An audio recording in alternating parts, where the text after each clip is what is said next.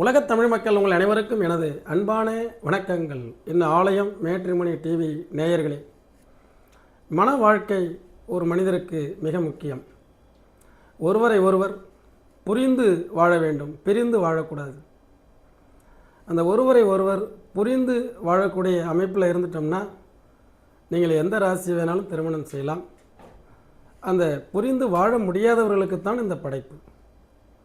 பொதுவாக நம்மளுடைய ராசிக்கு நட்பு ராசிகளை திருமணம் செய்ய வேண்டும்.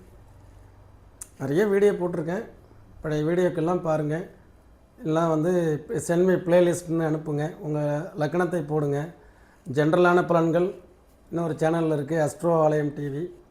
ஆலயம் மேட்ரிமோனி டிவியில் மன வாழ்க்கை எப்படி இருக்கும், மேச லக்கணமும் மன வாழ்க்கையும், மேச ராசிக்கு வரன் எப்படி அமைக்கலாம். அதே மாதிரி ரிஷப ராசி. இப்போ ரிஷப ராசி ஒரு தனுசு ராசிக்கார பெண்ணை, அதாவது ஆணை திருமணம் செய்யலாம். ஏன்னா எப்போதுமே பெண் ராசியிலிருந்து தான் ஆண் ராசியை நோக்க வேண்டும். பெண் இப்போ ரிஷப ராசி, அவங்களுடைய கணவன் தனுசு ராசியாக இருந்தால் எப்படி இருக்கும்? தனுசு ராசி என்பது இருப்பதிலேயே மிகவும் நல்ல ராசி என்று சொல்லப்படுகிறது.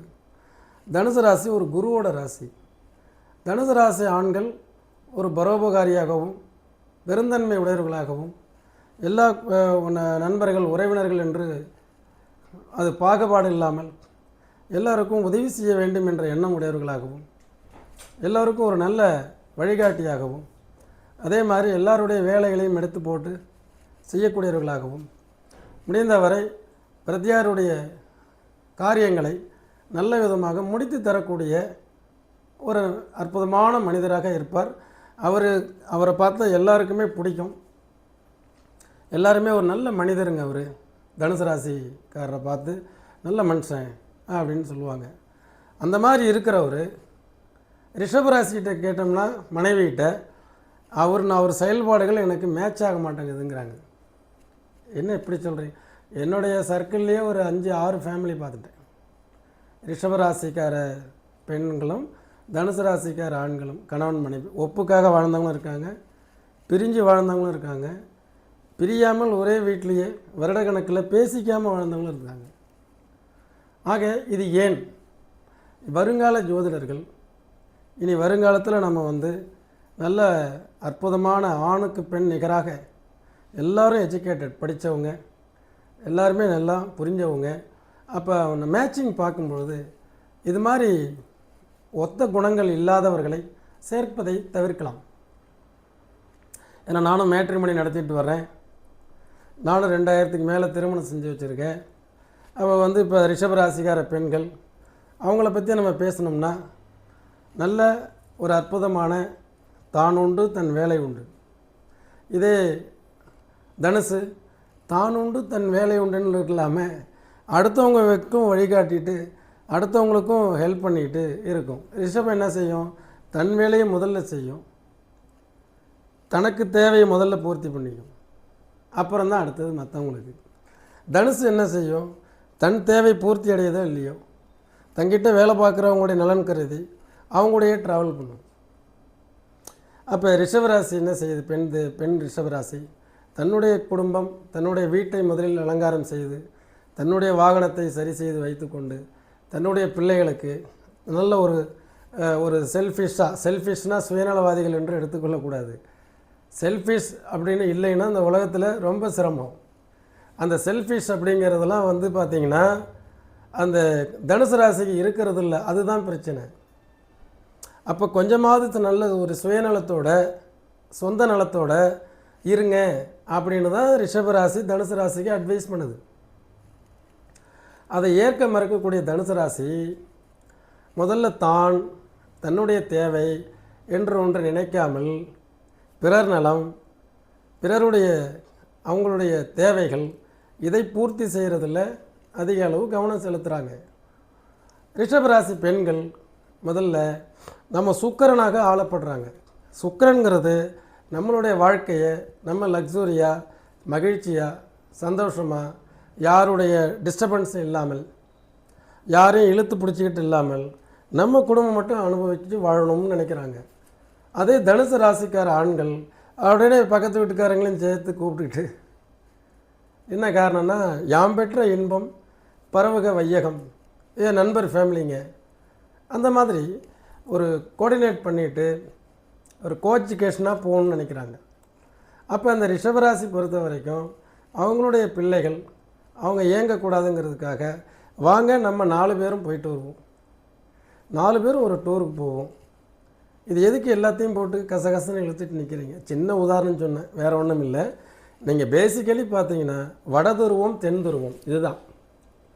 தென் துருவம் என்பது சுக்கிரன், சுக்கிரன் அதிபதியும் குரு தான், அசுரகுரு சுக்கராச்சாரியார்.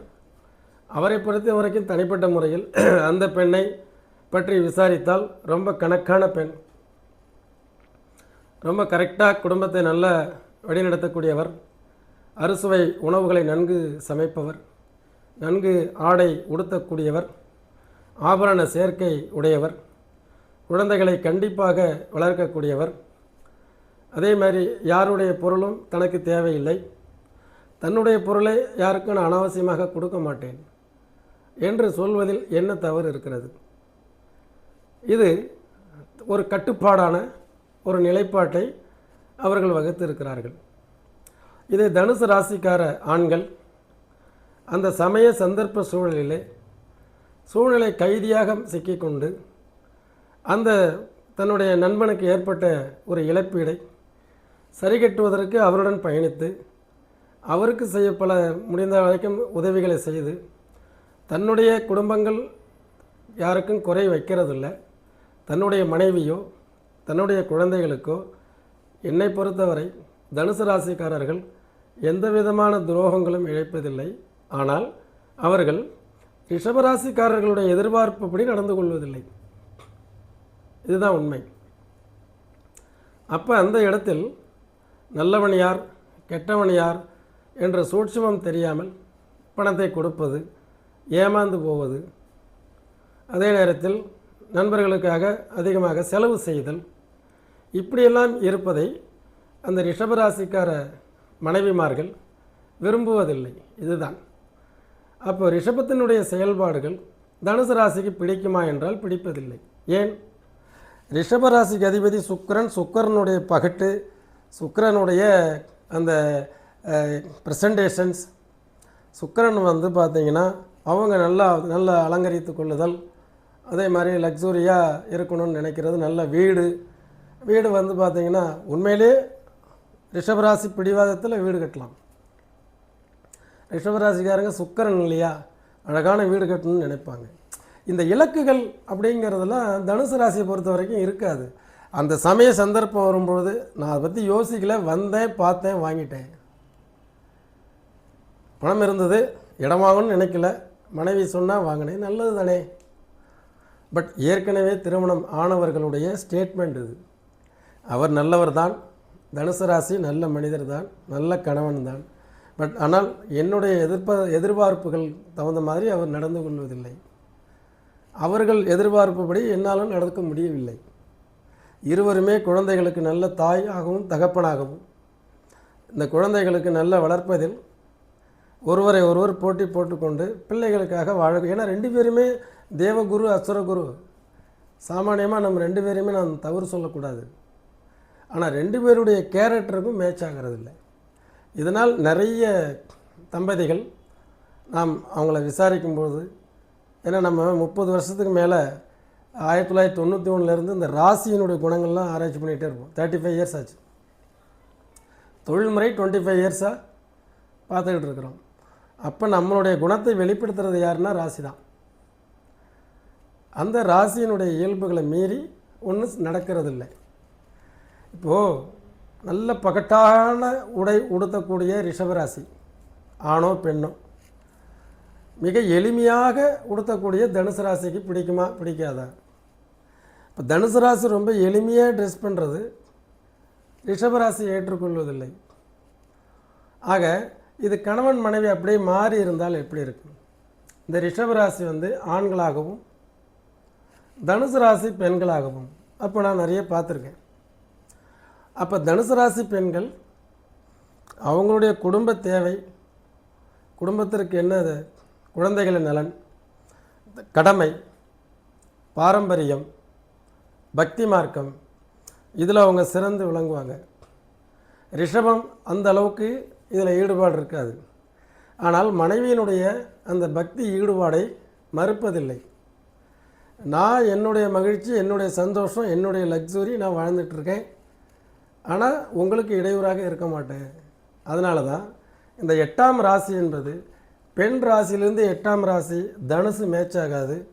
அதே ஆண் ராசியிலிருந்து 8ஆம் ராசி தனுசு பெண் வந்து பல இடங்களில் திருமணமாகி நன்றாக இருக்கிறார்கள். என்ன நேயர்களே, இதுவரை உங்கள் குடும்பத்தில் திருமணம் ஆகாமல் இருக்கக்கூடிய வரன்களுக்கு எங்களுடைய ஆலயம் matrimony.com அதில் நீங்கள் பதிவு செய்து ஒரு நல்ல வரனை பெறுங்கள். குறைந்த பதிவு கட்டணம் தவிர உங்களிடமிருந்து வேறு எந்த கமிஷனும் நாங்கள் வாங்குவதில்லை. இங்கே பேக்கேஜ் எல்லாம் கிடையாது. பதிவு 6 மாதத்திற்கு, 6 மாதத்திற்குள் கல்யாணம் நடக்கணும். அது நாங்கள் இறைவனை பிரார்த்தனை பண்ணுறேன். அதே நேரத்தில் வரன் பார்த்து கொண்டிருக்கக்கூடியவர்கள் என்னுடைய 9842208655 அந்த எண்ணிற்கு உங்களுடைய 2 பேருடைய டேட் ஆஃப் பர்த் டைம் அனுப்புனீங்கன்னா அதில் மேட்ச் பார்த்து, நோ மேட்சிங்னா பணம் வாங்குறதில்லை, குட் மேட்ச் ஒரு நல்ல பிடிஎஃப் அனுப்பி டீட்டெயில் சொல்லி ஒரு குறைந்த கட்டணம் பெற்றுக்கொள்கிறோம். இதே மாதிரி இன்னும் அற்புதமான இன்னும் பல தலைப்புகளில் விரைவில் அடுத்த வீடியோவில் மீண்டும் சந்திக்கிறேன். என்றும் உங்கள் முனைவர் ஆலயம் ஜி. சுவாமிநாதன். நன்றி, வணக்கம்.